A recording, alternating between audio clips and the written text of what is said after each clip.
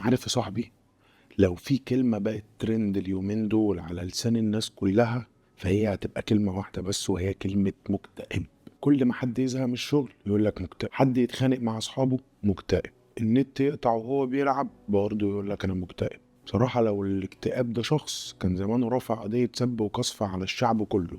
لكن خليني اقول لك الحقيقة، ان الاكتئاب ده مش هزار، ولا ان هو مجرد زعل عابر. الاكتئاب ده مرض، مرض معقد بيأثر على مخك وعلى جسمك وحتى طريقة تفكيرك في نفسك وفي العالم كله. خليني احكي لك قصة صغيرة. كان في واحد صاحبي شاطر جدا وناجح جدا في شغله، والناس كلها اللي حواليه شايفاه قدوة. لكن ورا الكواليس بقى ايه؟ كان كل يوم يرجع بالليل من شغله ويقفل على نفسه الأوضة، ويقعد بالساعات مش قادر يقوم حتى يغير هدوء.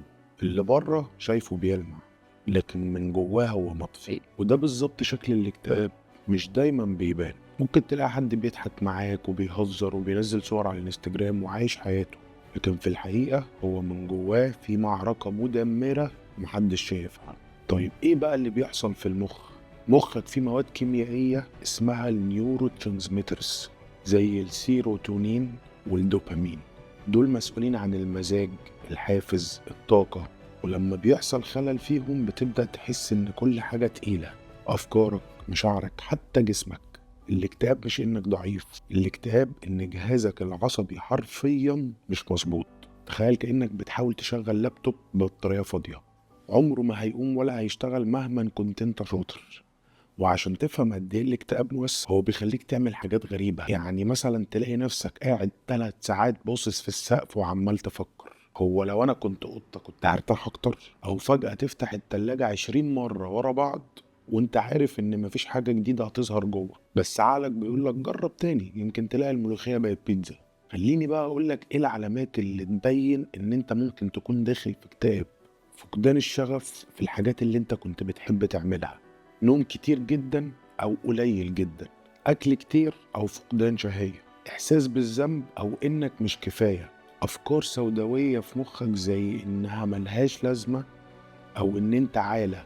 لو لقيت أكتر من 3 أو 4 علامات من دي ومستمرة معاك لأسابيع، يبقى يا صاحبي لازم تاخد بالك. مرة قريت قصة عن راجل كان عنده كل حاجة، شغل، فلوس، بيت، لكن كل يوم كان بيصحى مش قادر يقوم من السرير. فسألوه ايه اللي ناقصك؟ الراجل رد عليهم قال لهم انا اللي ناقصني ان احس اني عايش. الكلام ده بيوجع، بس هو جوهر الاكتئاب، انك تحس نفسك متفرج على حياتك بس مش بطلها. طب نروح للحلول. اهو ده بقى الجزء اللي يهمك. اطلب مساعدة، مفيش عيب خالص انك تقول انا محتاج دكتور او ثيرابيست.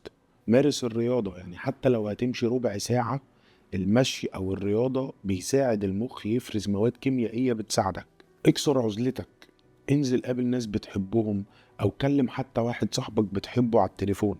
غير روتين نومك لو هو مش مظبوط، صدقني النوم المظبوط بساعات مظبوطة احسن من 100 كتاب عن التنمية البشرية. اكتب، فضفض مع نفسك حتى لو في ورقة وقلم. صدقني الكتابة وان انت تطلع الافكار اللي جوه دماغك حتى لو لنفسك في الكتابة هتفضي دماغك وهتخف من الافكار اللي فيها.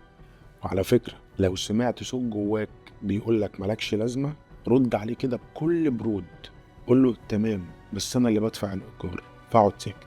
بص يا صاحبي، الاكتئاب مش علامة ضعف، بالعكس هو دليل انك بني ادم حساس. يعني قلبك بيحس وعقلك بيفكر، وده مش عيب.